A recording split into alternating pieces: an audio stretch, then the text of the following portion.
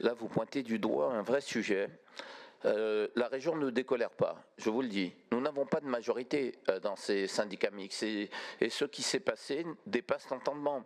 Nous avons rénové la piscine à vagues parce que nous entendons la maintenir ouverte. On se voit bien ce que ça porte dans ce territoire-là, mais on sait aussi que, eh bien, parfois, vous avez peut-être le promoteur, peut-être les opérateurs, peut-être quelques collectivités, eh bien, ils ont en tête que ça coûte.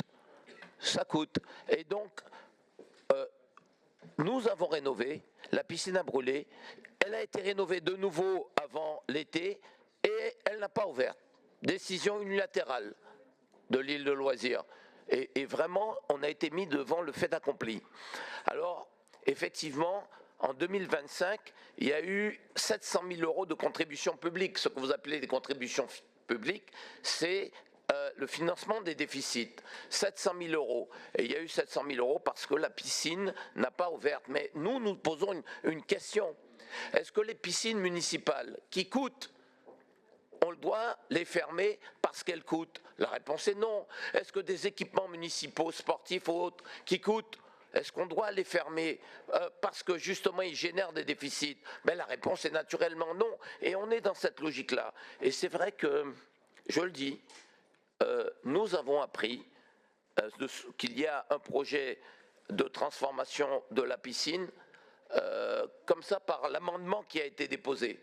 Soit dire les bras m'en tombent. Personne ne nous prévient. Et ils font au contraire, parce qu'ils connaissent notre volonté de maintenir cette piscine, maintenir la vocation sociale, eh bien on ne nous prévient pas. Les services de la région qui s'occupent des loisirs n'ont pas été prévenus. Et on découvre ça au détour d'un amendement. Alors, je rends grâce aux élus qui étaient à Faten Idri.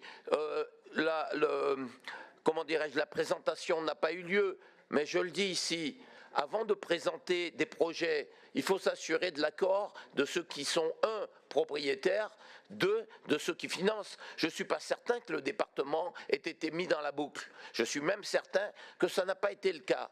Et puis quand on veut transformer un équipement, il faut de l'investissement.